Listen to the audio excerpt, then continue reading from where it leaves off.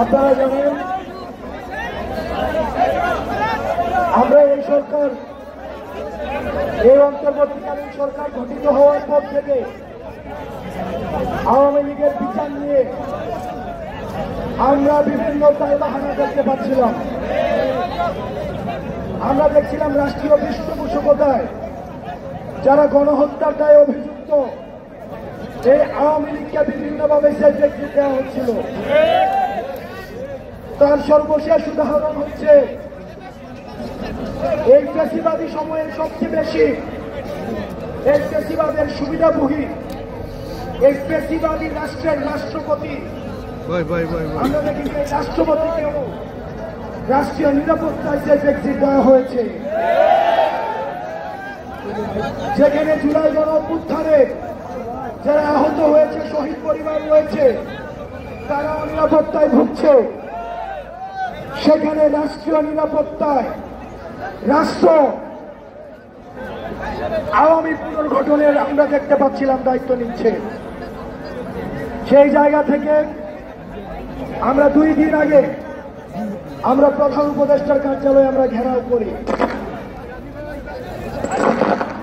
সেটির পরিপ্রেক্ষিতে আমরা দেখতে পেয়েছি আজকে আমাদের মোট 3টা দফা ছিল। আওয়ামী লীগকে আমি আমার বক্তব্য লিখিত আকারে পড়ছি। আওয়ামী লীগকে সন্ত্রাসী সংগঠন ঘোষণা করে নিষিদ্ধ করা, আন্তর্জাতিক অপরাধ ট্রাইব্যুনালের আইনে আওয়ামী লীগের দলগত বিচারের বিধান যুক্ত করা এবং জুলাইয়ের ঘোষণাপত্র জারি করার দাবিতে ফ্যাসিবাদ বিরোধী ছাত্র জনতার আন্দোলন এই অন্তর্বর্তীকালীন সরকার কর্তৃক আমলে নেওয়ার এই যে ঘটনাটি আজকে ঘটেছে সেটিকে আমরা ইতিবাচক হিসেবে দেখছি। কারণ সরকার আজকে যে সিদ্ধান্তটি নিয়েছে এই সিদ্ধান্তের মধ্য দিয়ে আওয়ামী লীগের সকল রাজনৈতিক কার্যক্রমকে নিষিদ্ধ করা হয়েছে। একই সাথে সাথে এতদিন পর্যন্ত ট্রাইব্যুনালে দল হিসাবে আওয়ামী লীগের বিচারের কোনো বিধান ছিল না, কিন্তু আজকে দল হিসাবে বিচার করার বিধান যুক্ত করা হয়েছে। এই ঘটনাগুলোকে আমরা ইতিবাচক ভাবে দেখছি, তবে আমরা মনে করি এতটুকুই যথেষ্ট নয়। বিগত সময়ে জুলাই ঘোষণাপত্র নিয়ে এই অন্তর্বর্তীকালীন সরকারের টালবাহানা আমরা লক্ষ্য করেছি। এছাড়াও আওয়ামী গণহত্যাকারীদের বিচারের দীর্ঘসূত্রিত আমরা দেখেছি। পিলখানা হত্যাকাণ্ড, শাপলা গণহত্যা, গুম বিচার বহির্ভূত হত্যাকাণ্ড ও দর্শন, জুলাই গণহত্যার পর যেখানে তড়িৎ কথিত খুনি লীগের বিচার হওয়ার কথা ছিল সেখানে আমরা দেখেছি অনেক জুলাই বিপ্লবী ও আহত যোদ্ধাদের মামলা নিচ্ছে না বিভিন্ন থানা। অন্যদিকে দেশের বিভিন্ন প্রান্তে বিশেষ করে তৃণমূলে এমনকি রাজধানী শহরেও জুলাই যোদ্ধারা আওয়ামী গণহত্যাকারীদের দ্বারা হামলার শিকার হচ্ছে। উপরোক্ত বিষয়ে অন্তর্বর্তীকালীন সরকারের কাছে আমরা সুস্পষ্ট অবস্থান এবং তাদের পদক্ষেপ আমরা জানতে চাই।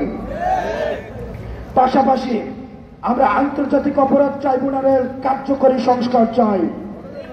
আমরা আসিফ নজরুল স্যারের দৃষ্টি আকর্ষণ করছি, জানুয়ারিতে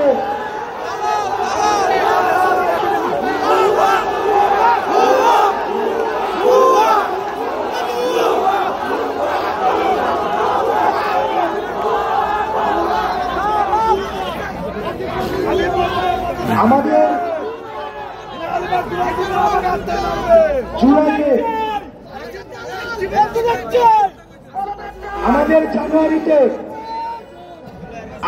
জানুয়ারিতে আমাদের দ্বিতীয় ট্রাইব্যুনাল হওয়ার কথা থাকলেও আমরা মে মাসে এসেও দেখছি সেটি বাস্তবায়ন হয়নি। সেজন্য আমরা আন্তর্জাতিক অপরাধ ট্রাইব্যুনালের কার্যকরী সংস্কার চাই। একই সাথে সাথে একটি কথা মাথায় রাখতে হবে, বিগত 1.5 দশকে জুডিশিয়ারিতে যেসব বিচারকদেরকে নিয়োগ দেওয়া হয়েছে স্বজনপ্রীতি এবং দলের প্রতি আনুগত্য দেখে সেখানে বিচারক নিয়োগ করা হয়েছে, যেটির কারণে যারা হচ্ছে নিরপরাধ মানুষ রয়েছেন এবং ভিকটিম ফ্যামিলি, তাদের ন্যায্যতা এই ট্রাইব্যুনালগুলো থেকে নিশ্চিত হবে কিনা সেটিও প্রশ্নবিদ্ধ হয়েছে। আন্তর্জাতিক অপরাধ ট্রাইব্যুনালের বিরুদ্ধে জনতার পক্ষ থেকে যেসব অভিযোগ উত্থাপিত হয়েছে তা আমলে নিয়ে সংস্কার কার্যক্রমে সরকারকে হাত দিতে হবে। দেশের প্রতিটি বিভাগে ট্রাইব্যুনালের অফিস স্থাপন করতে হবে, যাতে করে তৃণমূলে ফ্যাসিবাদের ভুক্তভোগী নাগরিকদের আইনসভা পেতে কোনো ধরনের ব্যাগ পেতে না হয়। আমরা আরো দেখেছি আওয়ামী গণহত্যাকারী এবং তাদের ফ্যাসিবাদের প্রতি পূর্ণ সমর্থন। আপনারা দেখেছেন এই আওয়ামী গণহত্যাকে বৈধতা দেওয়ার জন্য, ন্যায্যতা দেওয়ার জন্য আওয়ামী কোলাবোরেটর ফ্যাসিলিটেটর যে কালচারাল উইং রয়েছে সেই উইংগুলা কিন্তু অ্যাক্টিভ হয়েছে। এই ফ্যাসিবাদের প্রতি পূর্ণ সমর্থন এই জন্য উৎপাদনকারী সাংস্কৃতিক, মিডিয়া এবং অর্থনৈতিক ফ্রন্টগুলো এখনো তাদের কার্যক্রম চালিয়ে যাচ্ছে। জুলাই অভ্যুত্থান ও চলমান আন্দোলনকে অবমূল্যায়ন করতে এবং এই আন্দোলনকে দেশে বিদেশি শক্তির চক্রান্ত হিসেবে উপস্থাপন করতে তারা সর্বাত্মক প্রচেষ্টা চালিয়ে যাচ্ছে, যা আওয়ামী ফ্যাসিবাদের ভুক্তভোগী এবং বাংলাদেশের গণতান্ত্রিক উত্তরণের জন্য শাহাদাত বরণকারী সকল নাগরিকের মানবিক মর্যাদার প্রতি চরম অপমান। আমরা আরো উদ্বেগের সাথে দেখছি আওয়ামী লীগের অর্থনৈতিক যেসব প্রতিষ্ঠান রয়েছে এবং পলাতক গণহত্যাকারীদের অর্থনৈতিক যোগান এখনো পর্যন্ত অটুট রয়েছে।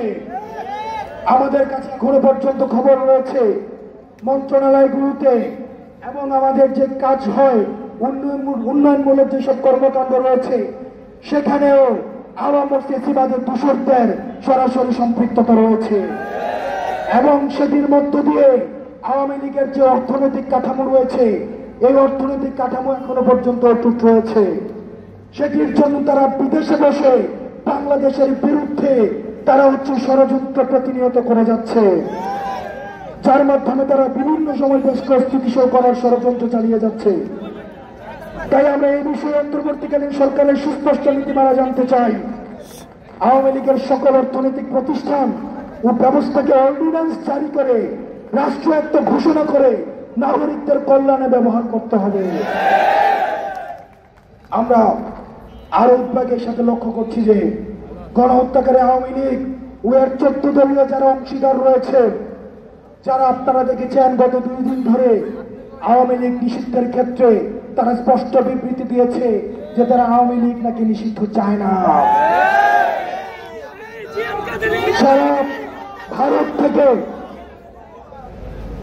যারা ভারত থেকে মিটিং করে এসে বলেছে যে কি নিয়ে মিটিং হয়েছে তা গণমাধ্যমে বলা যাবে না।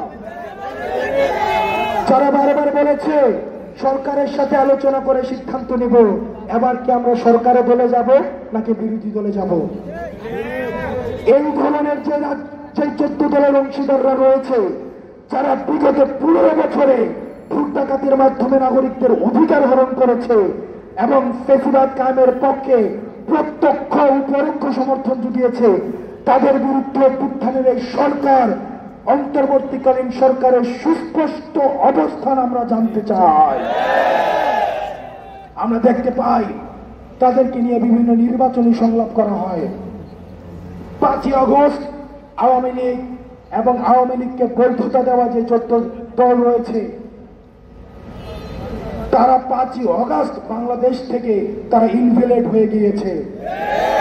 সুতরাং তারা মিডিয়াতে এই বক্তব্য এবং বিবৃতি দিয়ে আমাদের মধ্যে আবার ফ্যাসিবাদী চর্চা এবং জাতিকে বিভক্ত করার প্রয়াস রয়েছে। আজ জুলাই ঘোষণাপত্র প্রণয়ন ও জারি করতে সরকার 30 কার্যদিবস সময় চেয়েছেন। ওনারা কমিটমেন্ট দিয়েছেন 30 কর্মদিবসের মধ্যে এই জুলাই আমাদের বহুল আকাঙ্ক্ষিত, আমাদের জুলাই গণঅভ্যুত্থানের প্রত্যেকটি অংশীজনের মতামতের ভিত্তিতে আমাদের যেই প্রক্লেমেশন অফ জুলাই সেটিকে তারা ঘোষণা করবেন। কিন্তু ইতিপূর্বেও ঘোষণাপত্র প্রণয়নের কথা বলে সরকার আমাদের সাথে স্পষ্ট তালবাহানা করেছে। একই সাথে সাথে আমরা দেখতে পাচ্ছি এই জুলাই ঘোষণাপত্র নিয়ে রাজনৈতিক দলগুলোর মধ্যে দ্বিধাদ্বন্দ্ব রয়েছে। আমরা স্পষ্ট বলে দিতে চাই, ঘোষণাপত্র প্রণয়নের সুনির্দিষ্ট রুটম্যাপ ঘোষণা করতে হবে। এই অন্তর্বর্তীকালীন সরকার যে 30 দিন সময় দিয়েছে, এই 30 দিন সময়কে আমরা পর্যবেক্ষণের মধ্যে রাখবো। 30 কার্য দিবসকে আমরা সবাই এই জুলাইয়ের ঐক্যবদ্ধ শক্তি, আমরা এই ফ্যাসিবাদ বিরোধী ঐক্যবদ্ধ জাতীয় ঐক্যবদ্ধ যে শক্তি রয়েছে, আমাদের নিজেদের মধ্যে বিভিন্ন বিষয়ের মতো পার্থক্য হতে পারে, কিন্তু আওয়ামী লীগের প্রশ্নে আমরা ঐক্যবদ্ধ। আমরা এই সমন্বিত শক্তি, আমরা এই 30 কার্য দিবস আমরা পর্যবেক্ষণের মধ্যে রাখব। জুলাই ঘোষণাপত্রে রাজনৈতিক জনগোষ্ঠী হিসাবে আমাদের ঐতিহাসিক সংগ্রামের বিবরণ, জুলাই গণহত্যা সহ আওয়ামী ফ্যাসিবাদের শিকার ভুক্তভোগীদের মর্যাদা প্রতিষ্ঠাকরণ, জুলাই যোদ্ধাদের সুরক্ষা ও নিরাপত্তা নিশ্চিতকরণ এবং ফ্যাসিবাদ ব্যবস্থার বিরোধ ও নতুন রাজনৈতিক বন্দোবস্ত বাস্তবায়নের কথা আবশ্যিকভাবে উল্লেখ করতে হবে। একই সাথে সাথে আজকে যে আওয়ামী লীগ বিষয়ে যে সিদ্ধান্ত হয়েছে, সেই সিদ্ধান্তের প্রতিফলনও আমরা এই জুলাই ঘোষণাপত্র দেখতে চাই। আমরা আরো ভের্তহীন ভাবে বলছি, অন্তর্বর্তীকালীন সরকার কর্তৃক নির্বাচনের ঘোষণার পূর্বে আবশ্যিকভাবে বিচারের রুটম্যাপ আমাদের সামনে ঘোষণা করতে হবে। চলমান আন্দোলনের মধ্য দিয়ে আওয়ামী লীগ প্রশ্নে জুলাই অভ্যুত্থানে তৈরি হয় জাতীয় ঐক্য নবায়নের সুবর্ণ সুযোগ আমাদের জাতির সামনে হাজির হয়েছে। ফ্যাসিবাদ বিরোধী সকল রাজনৈতিক দল, পক্ষ ও মত এবং সরকারের কে উপরোক্ত 3টি দাবি পরিপূর্ণ ও যথাযথ বাস্তবায়নে এবং জুলাই ঘোষণাপত্র উপরোক্ত 3টি দাবির যথাযথ প্রতিফলন রাখতে ঐক্যবদ্ধ ভূমিকা পালনের আহ্বান জানাই। আমি আবারও পুনরাবৃত্তি করছি, আমাদের নিজেদের মধ্যে হয়তো বিভিন্ন পলিসি ডিসকাশন নিয়ে আমাদের মধ্যে দ্বিমত থাকতে পারে, কিন্তু আমাদের জুলাইয়ের ঐক্যবদ্ধ শক্তি আপনারা প্রমাণ পেয়েছেন, অন্তর্বর্তীকালীন সরকার প্রমাণ পেয়েছে এবং পতিত ফ্যাসিবাদী শক্তি প্রমাণ পেয়েছে। আমাদের নিজেদের মধ্যে পলিসি নিয়ে যতই বিভাজন থাকুক, আওয়ামী লীগের প্রশ্নে আমরা ঐক্যবদ্ধ, ফ্যাসিবাদের প্রশ্নে আমরা ঐক্যবদ্ধ। সুতরাং যেই চ্যাপ্টার 5 অগস্ট ক্লোজ হয়ে গিয়েছে, সেটাকে আর রিওপেন করার সুযোগ নাই। যখনই আপনারা রিওপেন করার চেষ্টা করবেন, তখনই এই জুলাইয়ের ঐক্যবদ্ধ শক্তি আমরা সমন্বিতভাবে আপনাদেরকে প্রতিরোধ করব। পরিশেষে আপনারা আজকে এখানে যারা ছিলেন, আমাদের উপরে আপনারা আস্থা রেখে জুলাই থেকে এখনো পর্যন্ত আপনারা রাস্তায় আমরা ডাকলে চলে আসেন।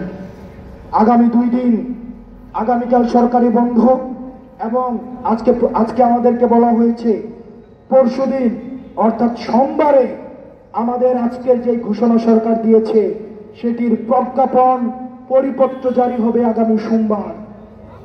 আমরা এই সোমবারে প্রজ্ঞাপন নিয়ে আমরা আনন্দ মিছিল করব। সে পর্যন্ত আপনারা সুতীক্ষ্ণভাবে মাঠের প্রতি আপনারা পর্যবেক্ষণ করবেন। একই সাথে সাথে আপনারা এখন নিরাপদে যার যার বাসস্থানে ফিরে যান। তবে তবে তবে আমাদের সুতীক্ষ্ণ পর্যবেক্ষণ রাখতে হবে এবং আমাদের পরবর্তী কর্মসূচি আমরা আবার আপনাদেরকে জানিয়ে দিব। এবং আজকে আমরা যে সরকারকে, অন্তর্বর্তীকালীন সরকারকে আমাদের এই বিষয়গুলো আমলে নিয়েছে, সেটির জন্য এই জুলাই যারা আহত হয়েছে এবং যারা শহীদ হয়েছে, তাদের যে প্রেরণা, তাদের যে আকাঙ্ক্ষা, সেটি যদি না থাকতো তাহলে আজকের এই গণজামায়াত এবং আমাদের ঐক্যবদ্ধতা কখনোই সম্ভব ছিল না। সুতরাং স্পষ্টভাবে বলতে চাই, অতীতের মতো কোন ধরনের ক্রেডিটবাজি কখনো করা সম্ভব না। এই ক্রেডিট শুধুমাত্র কেবলমাত্র একমাত্র জুলাইয়ের আহত এবং শহীদ যারা রয়েছে তাদের। আমরা ঐক্যবদ্ধভাবে যেভাবে এখন ঐক্যবদ্ধ রয়েছি, ঠিক একইভাবে যখনই জাতির প্রয়োজন পড়বে, যখন ফ্যাসিবাদী শক্তি মাথাচাড়া তুলে দাঁড়াতে চাইবে, আমরা ঐক্যবদ্ধভাবে আমরা সেটিকে প্রতিরোধ করব। যারা মাঠে ছিলেন, আপনারা যারা মাঠে ছিলেন, আপনাদের সবাইকে আমরা ধন্যবাদ জানাচ্ছি। আপনাদের সবার জন্য সবাই একটি করতালি দেয়। আপনারা আমাদের সাথে মা বোনেরা অংশগ্রহণ করেছেন, আমাদের জুলাইয়ের সবচেয়ে বড় যে শক্তিটি ছিল সেটি ছিল আমাদের নারী সমাজ। এই নারীদের সরব উপস্থিতিকে আমরা কৃতজ্ঞতার স্মরণ করছি। সুতরাং আমাদের এই জুলাই আন্দোলন কিন্তু এখনো শেষ হয় নাই। আমরা পরিপত্র নেওয়ার পরে আমরা আমাদের কর্মসূচি নিয়ে আমরা একটা সিদ্ধান্তে আসবো। সে পর্যন্ত আপনারা নিরাপদে বাসায় ফিরে যান।